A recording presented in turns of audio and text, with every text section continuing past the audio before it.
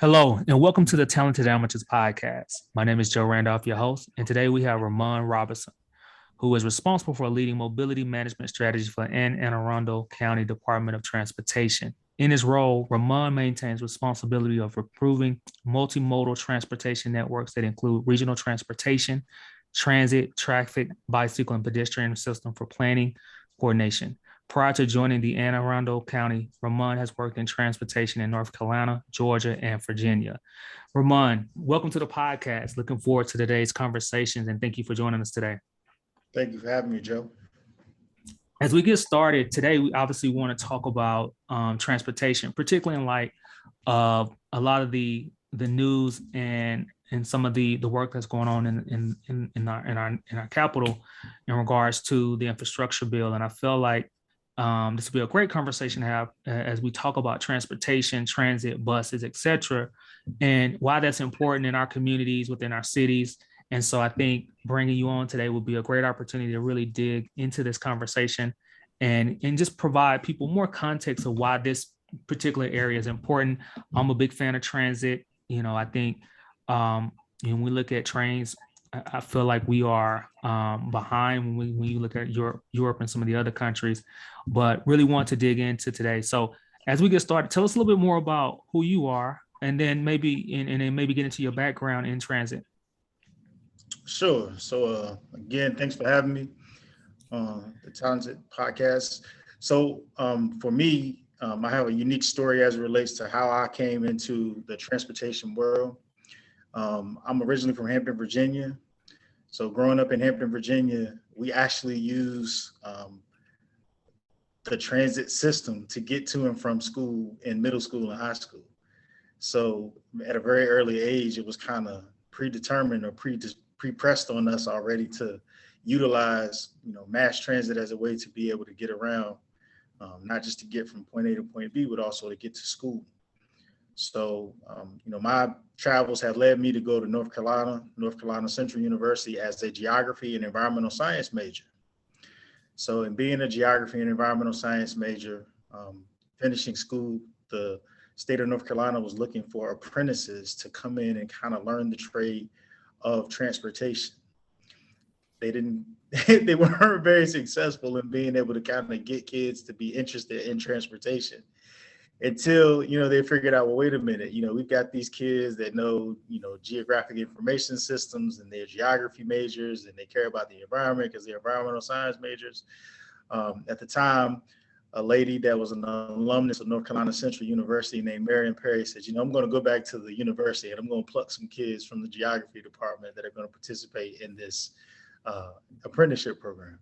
So of course she brought it to us and she made it sound very illustrative. Like it was like, man, this is the best thing going. We're gonna come out of undergrad and we're gonna have somewhere to go immediately. So the apprenticeship program ended up being a good starting point for me. So I actually was assigned to go to, at the time, it was the Regional Triangle Transit Authority, which is now called Go Triangle. And so when I went there, it was basically like, hey, you're going to be doing all these elaborate, illustrative things. It was grunt work for the most part. But in being able to take what I had learned scholastically and apply it to what was happening everyday real world, it was really cool to kind of see. So really the background of the geographic information systems and the geography and the environmental science, all of the things that are kind of wrapped up in the comprehensive approach to planning were actually easily to apply for this new world of transportation, which had, different caricatures of all of those things that are associated. So when you think about transportation, what do you have to be? Well, you have to be direction oriented, right? You have to know where you're going. You're a geographer. You have to be able to utilize new and emerging technologies that were kind of coming on board. So, hey, you're a GIS major, geographic information system. So you know about relational databases and all of that stuff. It's like, yeah, you kind of start to see the parallels there to whereas it was beneficial. So that's probably it was the weirdest marriage of combining your scholastic skills with this new appropriation of what you're going to be doing from for a collective career. And to be honest, I just never looked back. So from there, I started as an apprentice. I did a good job as an apprentice, and I was offered a position after that year. It was cool because I was going to grad school at the time at North Carolina Central. So basically, all of my work assignments were used as school assignments. So whenever I had something that I had to do for work, I would just transpose that over to what I was doing for my graduate degree. And so I did that for 5 years. After leaving North Carolina Central, or leaving RTA, the Regional Transit Agency, I went to the city of Charlotte. So city of Charlotte was, bigger metropolitan area, the biggest metropolitan area in the state of North Carolina. And at the time, they were working on multi-modes. And when I say multi-modes, they weren't just focusing on land use, bicycle and pedestrian corridors, but they were emerging themselves into becoming a fixed guideway hub. And when I say fixed guideway, I mean light rail, trains, things of that nature. So did a lot of work with that. That was really cool, gained a lot of experiences there. That led me to moving on to working in the state of Georgia, where it was really more about putting together a program to establish multi-mobility. A little bit change of market, but the same initiatives kind of held true, establishing that, so establishing multi-mode. So whereas in Charlotte, my experiences were now learning about fixed guideway, in the Savannah region, we had ferries. So now it was another mode that you add onto it was, ferries that were getting people back and forth across the river because there's a high tourist attraction there. So that was a really cool experience. We were able to build a transit facility there. So that was also another cool experience. So then moving on from there, just wanted to kind of get more so further up the East Coast and within that Washington, D.C. metro area. I went to the city of Alexandria. So I worked in Silly Alexandria for roughly about 2 years. Did a lot of things there, worked a lot with the regional transportation body and also some of the local bodies. Everything transportation related in the Northern Virginia area is really a conglomerate, not so much individualized. So there's a lot of experience there, a lot of understanding funding, a lot of understanding a lot of the legislative aspects of what happens as it relates to transportation.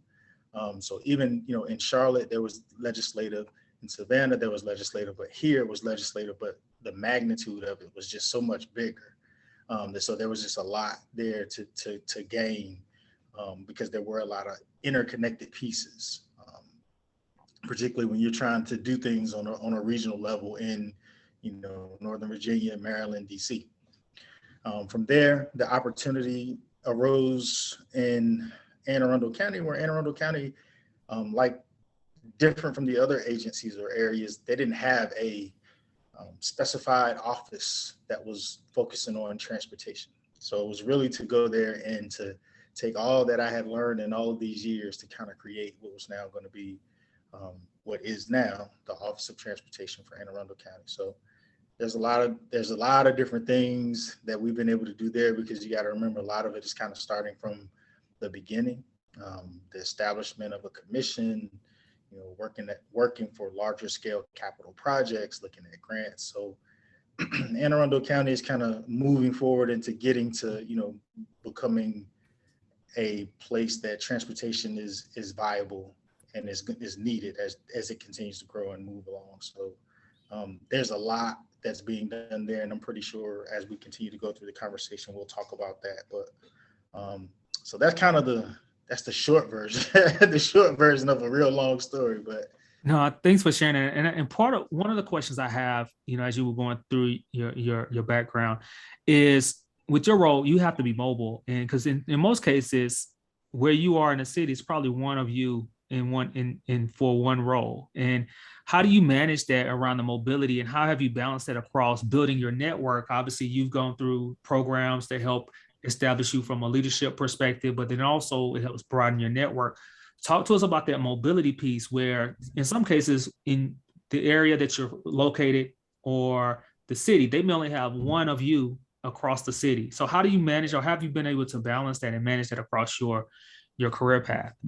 So that's a great point. I definitely would say that there are organizations that are out there that kind of help you particularly as it relates to just the networking.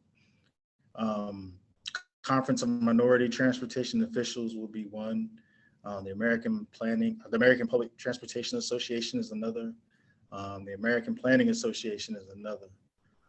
You've got, different organizations such as, ITE, Institute for Traffic Engineers, who do a lot of things that are focused on transportation related items. Believe it or not, a lot of universities have now these, I guess you would call them hubs, but they are really kind of focused on a lot of transportation related initiatives. It's kind of like, imagine if, all these transportation questions kind of were put into a think tank, and you have a bunch of students that are basically trying to figure out how to answer some of these questions. So you have a lot of those things that are out here that kind of help you facilitate network building. Um, and I could probably talk for days and days on end, but that's one of the main things. And even though it's one person per jurisdiction or per municipality, depending on how it may be, there are always a lot of regional opportunities too. So you are able to kind of get with others to kind of do some information sharing about how you handle certain situations, or I guess the best way would be to look at that is kind of creating a inadvertent co-op of your peers that you can kind of lean on to ask different questions, because some questions might be similar to the questions you have based on where the origins of your workplace is, and sometimes it might be different, but everybody's kind of answering the questions and giving you different perspective and being able to collect it. So that collective cooperative is very important. So I would say that's probably just in all the places that I've been, that has probably been the best benefactor, is always being able to kind of go somewhere to ask the questions. They've got transportation research cooperatives. Like there's the organization that their main role is a cooperative that just collects and does different studies related to the different questions. So much like the universities will do, there's a organization. I always forget the acronym TRB, Transportation Research Board. Okay. So Transportation Research Board it is exactly what it sounds like. It's a cooperative, but it's really based on the education aspects of the things that you facilitating questions and answers. Got it. Very good. Now, a lot of people don't really understand the importance of transit in the economy as it relates to business development. Can you break down just kind of the impacts transit has in a city and a community? So I'll give you my interpretation of it, right? Because it could be different for a lot of different people, and I'll do it in the form of kind of giving you an example. So there have been times when I've spoken to different groups, and I'll start the conversation off with, okay, well, if I had $100, right? So we all work, and you had $100. So this is before taxes, before anything else. You got $100, and you got $100 to be able to spend. You got to live. To say if that was your amount. So what if I were to tell you that before you even pay the taxes on your $100, that 20 to 21% of it is accounted for? And the first thing the person would say, well, why? I hadn't even paid taxes yet. So how am I accounting for 20 to 21% of my $100? And I say, well, you have a job. And they'll probably say, yeah. And I say, well, if you have a job, then if you have a car, right? You have a car. So let's assume you have a car, and you have insurance, and you have all the attributes that go with a car. Then that means that 20% of your $100 is already accounted for before you even pay taxes. So when you give it to people in that way, it's kind of like, well, man, that might suck a little bit, right? Like, yeah, like you lose 20% of anything before you even start to get into the drawdown of what you need it for. That's a tough pill. Mm-hmm. So then I will say to them, what if I were to give you the opportunity to change, switch, or to keep 10% of your 20%? And most times, most people will say, well, yeah, we definitely want to figure out how we're going to do that. I'll say, well, it would involve you having to change behavior. So we have to change behavior. Why do we have to change behavior? Well, because that's which is inherently going to be what allows you to be able to change that 20% to 10%. And then they say, well, how are you going to do that? And so then that's where you get to start the conversation about mobility as a service, utilizing pedestrians. Do you have sidewalks to walk? Can you walk? Do you have bicycles that are available? Do you have bike trails? Do you have transit available? Is that transit, high frequency transit getting you from point A to point B to where you want to go? Is it connected to other transit networks that allow you to get to where you want to go up under an hour? Are you ride sharing? Just all this new opportunity or these new things now that are all associated with mobility that have now created something that says, well, you know what, by changing my behavior and moving in a different way, it actually has bearing on my quality of life. That quality of life then facilitates itself into the economy, right? So if I was able to say, you can save 10%, so now you have 10% that you can use, that's now disposable to you. Now, what I like to tell the people is if I had 10%, then that means that, I like shirts, so I could buy more plaid shirts. I like beer, I could buy more beer. Right? So, but if I'm doing these things, that means that I'm reinvesting into the local economy. If I'm reinvesting into the local economy, now all of a sudden we're not having a transportation conversation, we're having an economic development conversation, right? Right. So that economic development conversation then spearheads itself into, well, for all this beer and all these shirts that I want to buy, somebody has to sell them to me. Who's going to sell me these shirts and who's going to sell me this beer? Well, now we're having a workforce development conversation, all because we figured out that if we change the way we travel, we have now inherently fixed 10% of our cost of living or our income that's now going to have a bearing on our local economy, that's going to have a bearing on workforce development. And oh, by the way, for more people that we can get that aren't driving cars, not to say that some people have to drive cars, it's just a part of it. But if you can split those modes up so where it's now evened out, you're also having a conversation about environmental impacts that you're now creating benefits to, right? So we just had a whole conversation about what? $10. But so why is that conversation so hard when as we think about the infrastructure bill, right, which is part of one of the things I wanted to ask, and the ability to get that passed? Why is it so hard for local communities, cities, and even just at the federal level? Why is that conversation so hard when it can be that simple the way that you articulate it, where it does have tangible benefits? And so, why do you, with the infrastructure bill in process of trying to be passed, why do you think that conversation is important, and how can we simplify it? I think the hard part is, it's always hard to start things, right? So when you start things, that's usually the hardest part of any journey, starting. Because once you get started, usually it'll go and it'll do and things that it'll happen the way you want it to. I think part of it is hard because, while there's conversations about capital and expenditures for capital, transportation is also a heavily operational based system. So, when you talk about operations, right? Operations is going to be much different than capital. Capital is, okay, I'm going to build it and then I'm going to maintain it. Operations is, okay, well, I got to keep making sure that all of these different things that are associated with the operation of this are going to work. And they usually are not, what's the most, the common denominator in anything that you do is usually going to be what? It's going to be a workforce. So that's the part. And so what happens is, for most, like if you're not a person that utilizes mass transit or, transportation, you're not looking at it from the standpoint of, okay, well, I don't utilize transportation, but I would love to have something that would help traffic wise, not knowing that, okay, for as many people as you can shift from one mode to the next, that can help you traffic wise. But when you think about capital, it's just it's the economies of scale of it, I think. and that's, again, this is just my personal opinion. I think it's easier to, like, if you build a bridge, you'll see that bridge every day. Somebody's going to see it. You know what? I know what this money went to. This money went to that bridge. Right.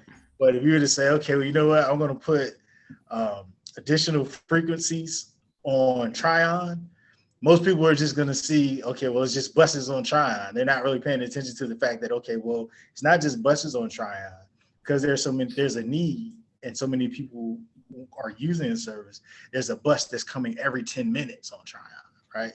It's just a difference in the way it's viewed. And I'll use a term that I use often, is mental infrastructure, right? It's building up people's thought process to kind of see things in that way. And that takes time. That takes time to do. I mean, historically, when you think about, if you ever talk to planning professionals or even transportation professionals such as myself, you talk about old theories in planning, right? So before it was, in the 1940s, servicemen's readjustment, or the GI Bill, was to get money, build you a house out in the suburbs, and you're going to work and things are going to be great. Well, how are you getting to the suburbs? You were probably driving until, the 1960s, where, now you've got kind of the highway network that's kind of making its way through, and that's important and that's good. But then all of a sudden people start to want to move back to the inner city, because that's where all the activity is. And now you got all this that has been built out there in the suburbs, and you got this in the inner city. How do you connect it up? Because now you're creating these trips where you're trying to flip how you wanted it to be out there in that way in the 40s, right? That's how it was set up, and now you're trying to reverse it. Think about it this way, in the 40s, the 30s, 40s, and 50s, there was a emergence of streetcar networks. You go to Kansas City, even in Savannah, Georgia, they had streetcars. Well, someone said, well, you know what, streetcars, why have streetcars that are just kind of fixed? We want buses, because buses can go in different places and they can move and they can navigate. And then what happened in the 2000s, 2010s, 2020s, right? Everybody's now trying to go back to fixed guideway, streetcars, trams, light rail, right? So it's weird, but it's almost like you're just doing this this dance. It's a proverbial dance you're doing it. It just keeps going back and forth. Because next thing is, you never know. And I mean, again, these are my views, but next thing that's going to happen is, okay, well, you got fixed guideway, you got buses, what's next? Right. Expand on the mental infrastructure. That I had never heard that term, but can you maybe elaborate a little bit more on what that really means? Obviously, it's more so the visual picture, but can you maybe expound on that a little bit more? Yeah, so I mean, mental infrastructure is a term, and I don't know, somebody probably used it way before me, but I probably started using it back in 2010. Okay. And I was asked, what is it that's going to change how we can make places more mobile? And the answer to the question at that time, if I remember this interview that I was doing, it was like, it really is going to take for people to kind of change the way that they associate, think, and apply what it means to be mobile. And that means, okay, well, using transit, that's not just, hypothetically for those that are only in one social economic class of people, right? Transit is not just for that, because you have commuter services where people are using it to come into downtowns and things like that. It's still transit, and it's all viable and it's all needed. Mental infrastructure to make sure that, transportation and land uses, which is a lot of stuff that people don't talk about, they are very inherently linked, right? It's hard to provide transit services for places that are not, geographically situated, or the surrounding, or the way the land is constructed. It just doesn't make it easy. So it's almost like the mental infrastructure is, how do you have a mobility posture that is always being thought of as you're kind of going through different checklists, right? So why would buses be important? If you're going to have buses, do you want to have curbs that have sidewalks? Yeah, you want to have curbs that have sidewalks because that's important. Or do you want to have roadways that are built that have bike lanes? I mean, just it's a total change. Or the idea that, well, I'm going to get on this bus and it's going to take me forever to get to where I want to go. Well, that's not necessarily true, but you got to change your way of thinking about that and use it and use the tools that go along with it. Right. In order for it to be actually functional, and for you to be able to use it. Do you think the local governments and elected officials, do you think they struggle with articulating the impact and the benefits, so that if people just don't see, they don't just see buses, but they can tangibly see with more bus routes or with more transit that's available, less cars on the freeway, or less commuter times when you're looking at, particularly in the DMV area, your commute could be an hour and a half, could be 2 hours, or you're paying a toll that's going to be $18 to $20 one way. And so over time, the ability to show the impact of transit as you increase, ridership, increase routes, increase, trains and the locations that they travel to, ultimately would overall impact everybody. But it seems like the local governments have a hard time articulating and highlighting and storytelling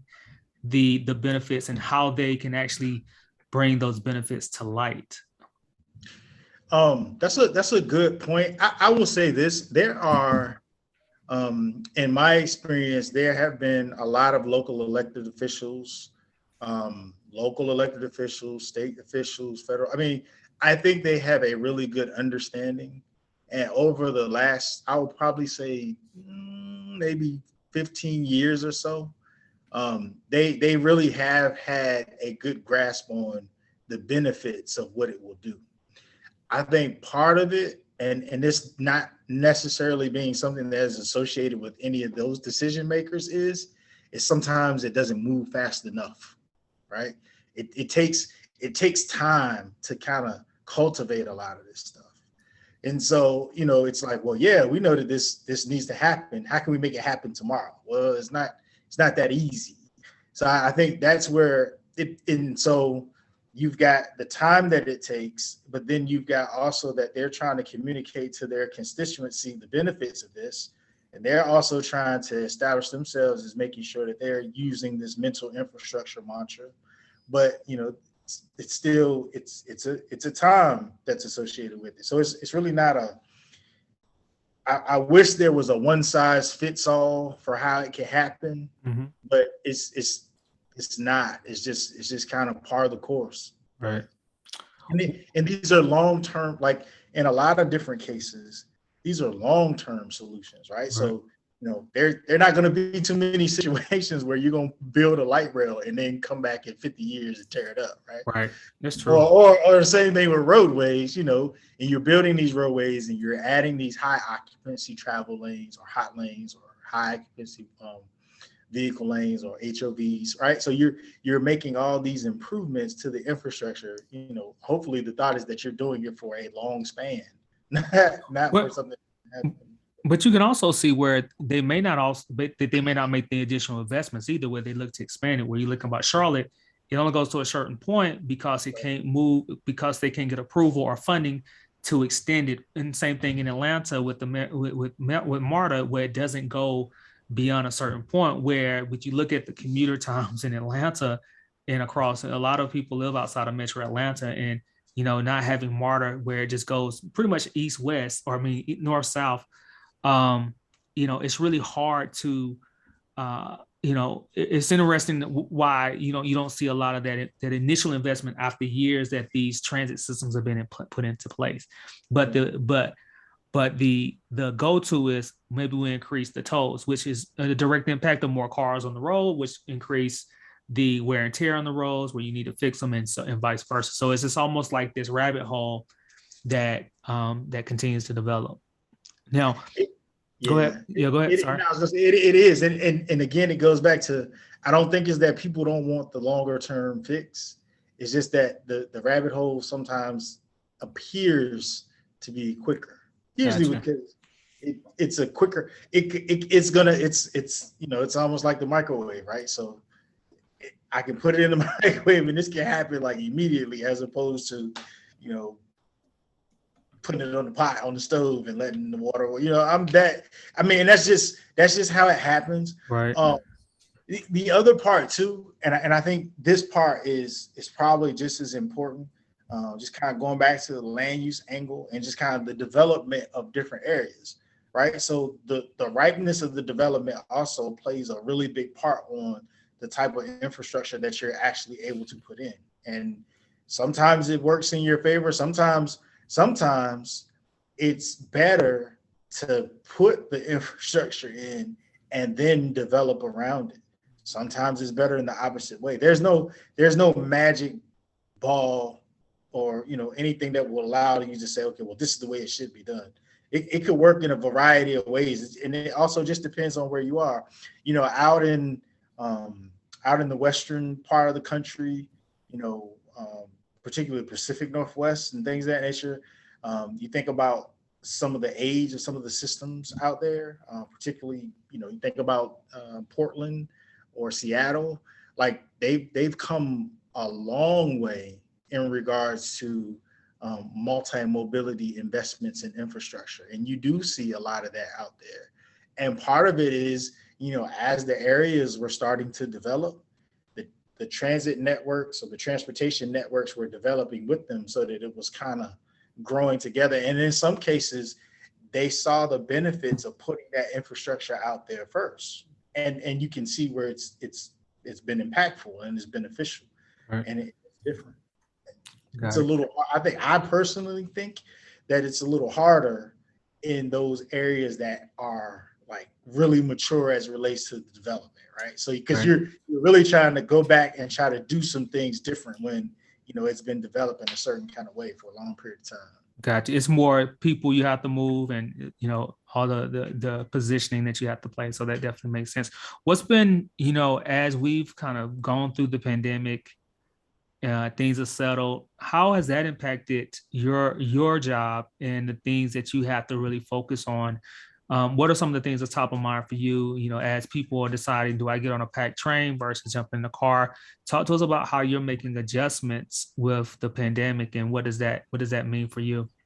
So in my role and a lot of other people's roles in the country, the CDC, along with the Federal Transit Administration, Federal Highway Administration, Department of Transportation, they've come up with different guidelines that, were being utilized. So, at one point, utilization of vehicles was not fully utilized. It was actually cut back to being able to use like a third, in some cases, a fourth of the vehicle.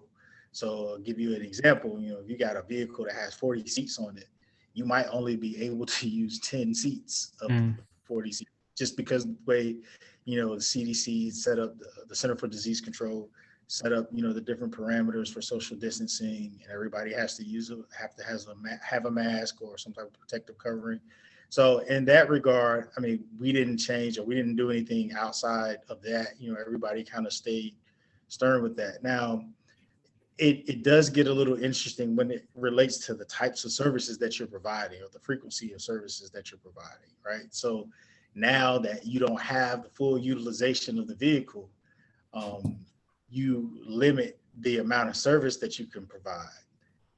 That works until, the world opens back up and it's like, well, wait a minute, we don't have full utilization of the vehicle.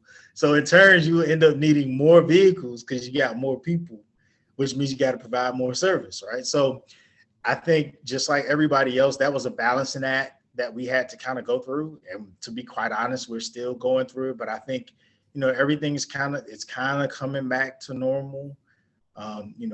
The social distancing, I think, has kind of changed a little bit, but the face covering is always going to be there. I think that's going to be a standard thing.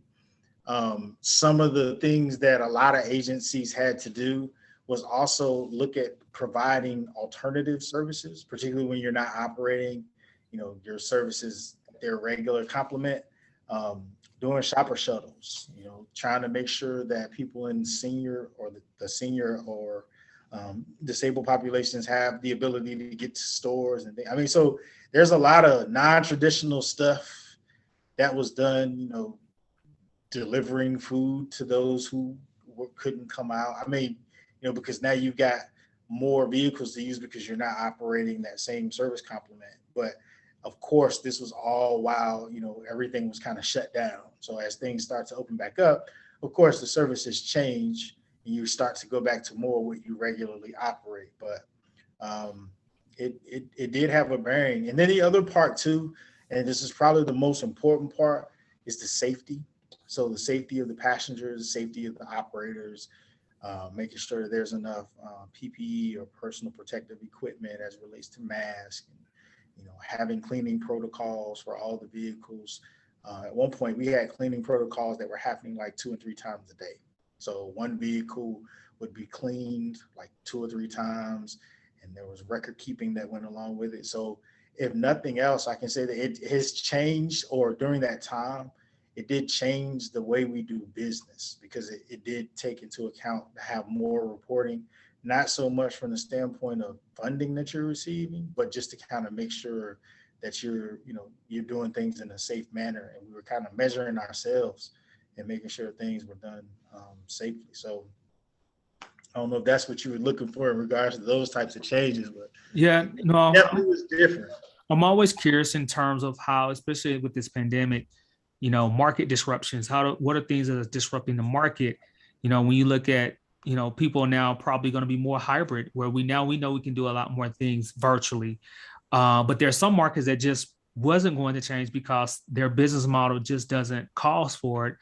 And so I'm always wondering how different industries are adjusting to some of these disruptions, which takes me into kind of the next question that I have, and something I wanted to kind of get your thoughts on. As we think about the future of transit, what are some of the areas that we look at from a modernization perspective and keeping up with technology? What does the future in transit look like? So I think the future in transit looks like, a mix of both traditional and non-traditional approaches. So your traditional approaches are, you got facilities or centers, anchors, transit centers where, vehicles come in and go out on a set time frame, and they go into a point at the end, and then they're coming back and they're carrying loads of people.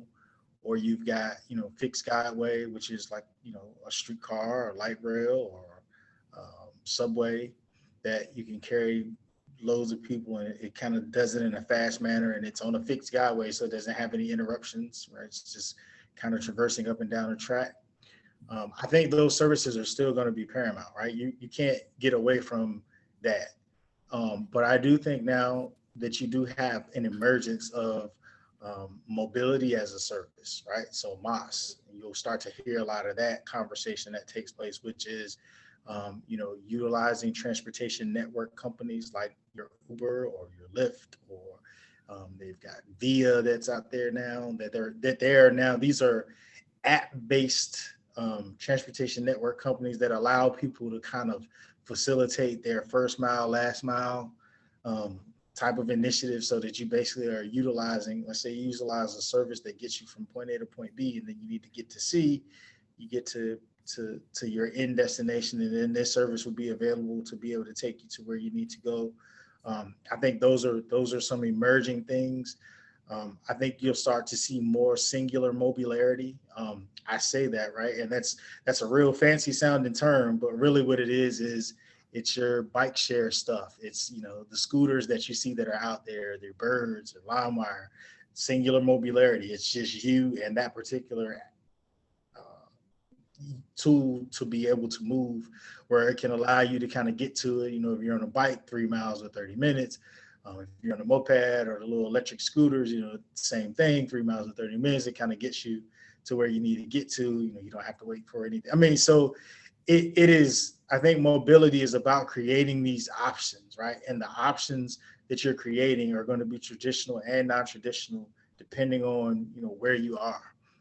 Gone are the days that I think, people think rural means that there's no sidewalks or there's no buses or things of that nature. I don't think that is long gone now, because you're still looking for multimodal associations to get people from point A to point B. How do you get from this rural area to, a more urbanized area to get to, different services and things of that nature? And if you don't have a car, you don't want a car. So again, it goes to to the traditional and non-traditional approaches of it. And, you know, I think that that's kind of where transportation is going. Imagine, you know, you still have the traditional stuff, but the non-traditional stuff is going to be more of a on-demand type of transportation, right? You know, it could be singular, it could be group transportation, it could be 3 people, it could be 4 people, it could be 10 people. I think it's more about meeting the demand of the user as opposed to, you know, always just kind of being stuck in that traditional point A to point B. But you still need that point A to point B. So it's about creating a network. So Right. when people talk transportation, you're talking transportation networks. The goal is, how do you figure out how to move without having to drive if you don't have to? Right. And that's how you create and build the networks. And so even when you start to look at, you know, bills or the legislation, things that have been passed, you know, a lot of these things in the legislation are now taken into account. It's not just the traditional transportation, right? It's how do we look at, you know, vehicles that are either low or no emissions? How do we look at building stations, not just one station, but kind of like hub stations that are all around, so you can kind of make those connections. You know what I mean? So it's transportation is becoming more, it's evolving. It's almost becoming more savvy in a sense. Right. But how do you make that affordable though? So if you're talking about getting from A to B, then you're then having another form to get you to point C. Maybe it's Uber or a Lyft, but a lot in some cases that may not be as cost affordable for people to take. Where especially you get into surges, and when most people are probably using transit is during the rush hours when they're going to work or leaving work. And so, how do you make that affordable though, in terms of creating these multi networks, when it could get a little costly when you start looking at the consumer or the passenger? So I think that one of the ways that helps is, you know, the planning, right? So we're, as I'm talking about it very loosely, these new transportation models and methods. So you can work with local jurisdictions to figure out, okay, well, what needs to happen? Is that, can you create a zone that allows people to utilize, you know, their service, their fare, to get them from the bus to this third party to make their connection? So it's really about connecting fare media, and creating subsidized zones so that you can use it, so that it is, you know, affordable, not just kind of a high price get right off. Got you. When as you're looking at um, infrastructure, transit, and whether it's bus routes, whether it's trains, how do you determine where to put routes so that you know you will get usage passenger usage rates that are relatively high, but ensuring that it doesn't also create um, a hindrance to the community in terms of overall traffic? I know as I look at relocating up to the area, one of the things that I was looking for is can I catch the metro to work, particularly without multiple connections, et cetera, and vice versa, where it allowed my commute time to, instead of being an hour and a half, maybe 30 minutes. How do you go about determining where to put some of your transit infrastructure so that it benefits the community, but also doesn't also have a negative impact in terms of that community at large? So the main thing is, you definitely have to have community outreach. That's first and foremost, right? Just make sure that you've got outreach to allow you to be able to communicate back and forth with the constituency that's going to be utilizing, may utilize or not utilize the service. So that's more of the, I think, of the people person aspect of it, which is just important as um, the comprehensive aspect of it, right? So, believe it or not, there is a science to it. You figure out what are some of the destinations of where people will want to get to, right? Right. Again, you start to take into consideration, how is this land being utilized? Is this land use going to be sufficient for this type of service or that type of service? Um, you also start to look at the demographics. What are the demographics of an area, right? Because the demographics also are an indicator of who could be potential users of the service. So from there, you start to figure out, okay, well, how do you orient the service? What is the frequency of the service? How what type of determinants are going to be here in the service. Then not only do you have that, but there are other mechanisms that you use to kind of look at, okay, well, let's do an analysis of the um, population in the service. Who are we serving? How are we serving them? Is there equitable aspects of how we're going to provide this service? Are there environments around that will allow people to get to and off of, get to the service to use it, and then when you get off the service to get to your destination, your final destination of home. So it's a broad spectrum of how you do it. And then the other part too is, you can put a little bit of estimation in there of what you think is going to happen, right? I mean, of course you do that, but a lot of times too, services has to mature. You give a service 12 to 18 months to figure out if it's going to be beneficial or not. And then if you don't, you can figure out changes that you might need to make. And then in some cases, I'm one of those types of practitioners who believes that you kind of start small and then let it build up to what its potential will be. But in some cases, some people say, nah, put it out there because that's what people are going to use. And I think either approach works. It just kind of depends on geographically where you are. Right. So in line with that, you have that balance of your role, but then there's also the politics. How do you weigh that balance? Because it's almost like you're a politician and in a political role at the same time. How do you balance both of those nuances where you just want to play in transit and help people get around the city and be mobile, but there's also the politics that you have to manage as well. So how do you go about that, and how do you manage those in different compartments? Man, I don't know. You just hurt my feelings. You called me a politician. So Hey. I would say it this way. That's one way to look at it.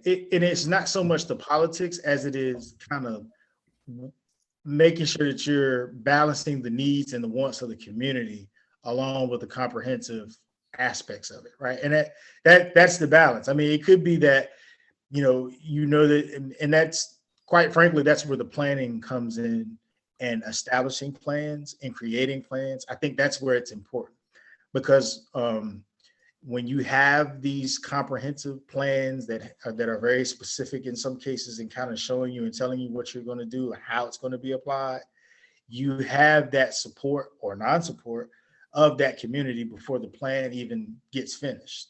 So once you got the plan finished and once you've got the buy-in that you need to have, it kind of removes the I hate to call it the political realm, but what it does is it's more about you're trying to implement that of which is the plan. This is the plan. This is what you agreed to. This is what we said we wanted to do.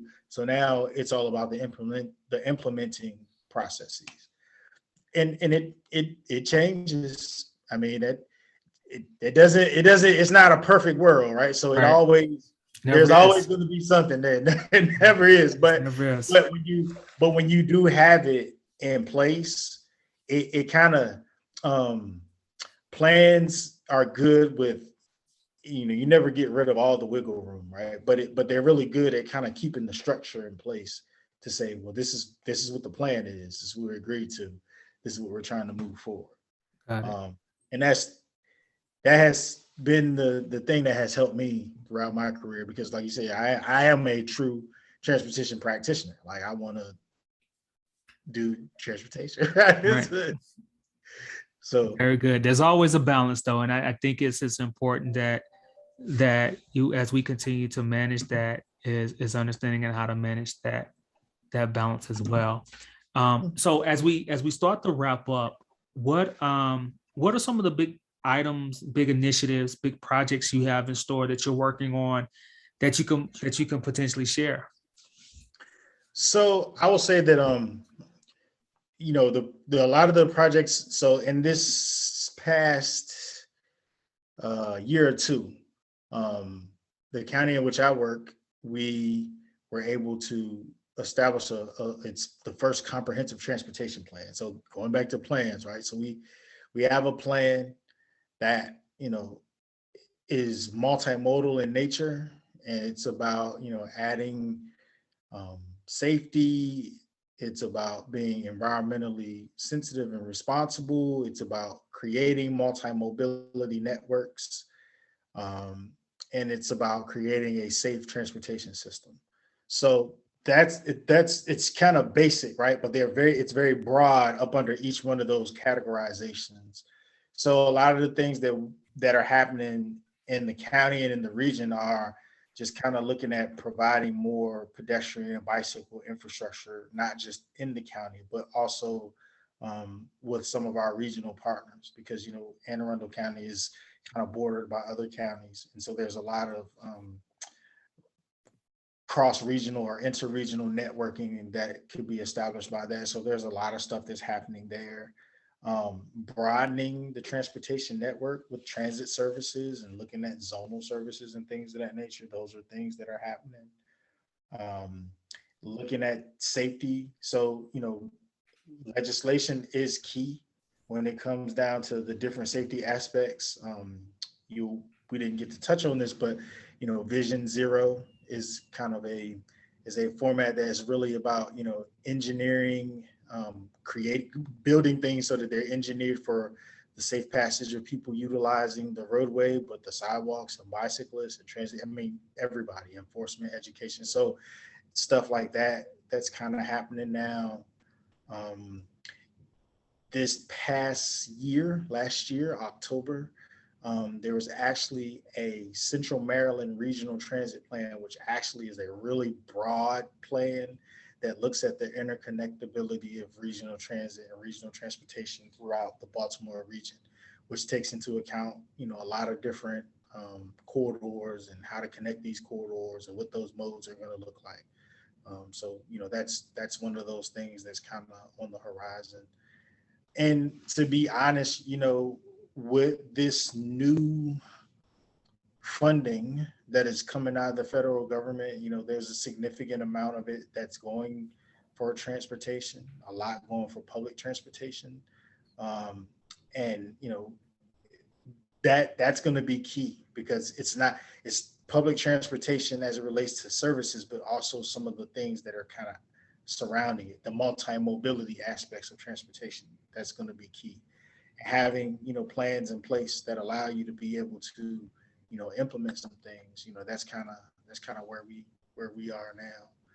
So everybody's kind of everybody's getting their plans together, and their plans are together. And so usually the hold up to plans and making them implementable is usually the funding. Right. But looks like now, the funding is, I mean, I think the last I saw, and I could be wrong, and I don't want to state this wrong, but I'll go back and check. But the last bill that I think that the Senate had passed through had like $107 billion in public transit investment. That's like 64% more than the current levels, right? So that's a lot. That's a whole lot. So, it is. That's also going to spur more of that, mobility as a service type of initiatives and connecting these first mile, last mile. I mean, I think it's a good start. And I think, as I explained earlier, I mean, I'm not just speaking for Anne Arundel County, I'm just speaking kind of broadband. It kind of gets to, also being a vehicle to kind of help with workforce and economic development. And I think that's the part that a lot of people sometimes forget, but it is a very pivotal part, is a pivotal piece of it. It's very important. So, yeah. Awesome. I'm eager to see how this is going to go. Hey, it's gonna be a wait and see game. So as we wrap up, normally I like to leave the audience with three things before we go, right? And if there's three things, if they didn't get anything out of today's conversation, what are three things you want to leave them with before we wrap up? I mean, besides the fact you called me a politician. Yeah, outside of that, that's true. That's a fact. Three things out of it that I think I would hope people get out of this is, number one, that transportation and mobility is not just transportation and mobility.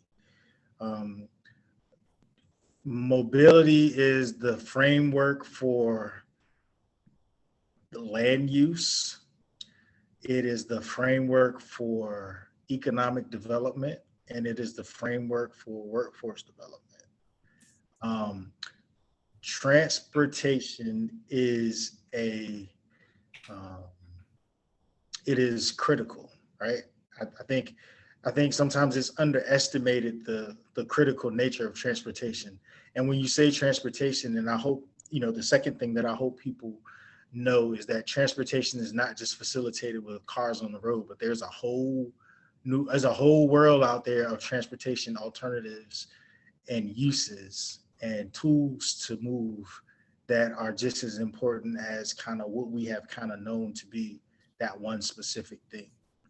Um, and then the third thing would be this: um, transportation initiatives are also going to be a capstone as it relates to how things are going to. I mean, we talk about global warming a lot. Well, you know, having mobility demands that are met with alternative forms of transportation are a significant um, impactor to what's happening from the environmental side, right? I mean, so Right. that's all key.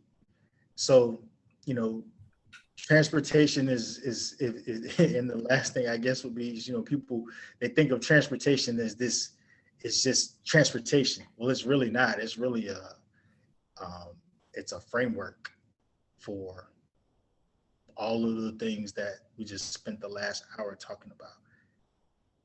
Got it. All It's a right. community builder. Thank you for that. No, and you're right. It is a community builder because it helps brings community together, but it also helps communities flow. And a lot of people, you mentioned that it's not just about cars because you mentioned in Savannah that transport also requires ferries, right? So as you look at some of these coastal areas that are over bodies of water, they have to figure out how to get people across those bodies of water, not just through bridges or trains and etc. So I think that's a good point. So um, as we wrap up, tell us how to find you, Ramond. Give us your social medias, your websites, or any other resources you want to share with us.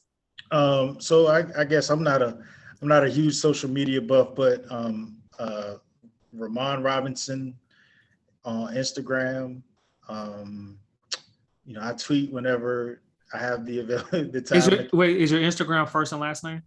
Yes. Okay, Um, and I believe my Twitter is the same thing, first and last name. okay, I try to keep everything the same so I don't forget anything. gotcha. Um, but what I will tell people though, just if you just have interest, I mean, I'm always eager to answer any questions.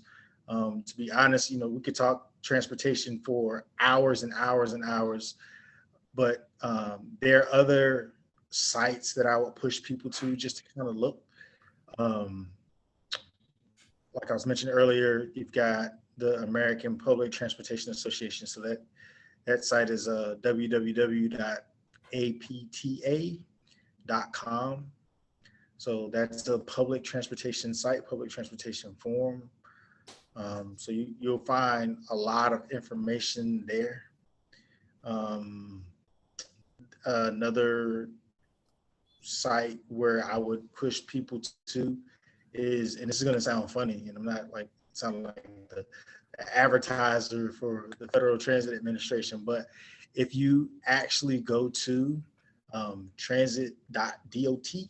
transit.dot.gov, you'll find a lot of viable, pertinent information there as it relates to a lot of different things, legislation, funding, kind of, it gives you a broadband of just a lot of the things that we're talking about, rules, you get the rule making stuff there, just different tracks. So, I mean, if nothing else, if you needed something to just kind of look through, just going through those sites would be helpful, and just kind of learning what's happening from a transportation perspective. Got it. Thank you for that. So, as we wrap up, Ramon, I want to thank you for joining us today and talking transit. I think it's important as people are hearing some of the news in regards to the infrastructure bill and etc. I think it's important to help people understand kind of the importance of transit and just what mobility means. I'm a huge fan. We can nerd out on this stuff all day, but I want to thank you for joining us today. So, as we wrap up for the audience, I hope you enjoy this episode. As you are thinking about transit and how you are moving around cities, whether locally or when you travel, think of transit and how you can do things outside of maybe renting cars or taking Uber. Trains are a great way to get around the city. Trains in general, as you're moving, going from one state, it's a great way to see the country as well, because you see things on trains and in some of these areas that you can't see just from the roadway. So, Ramond, thank you once again. And as we wrap up, hope everyone enjoys this episode. Thank you.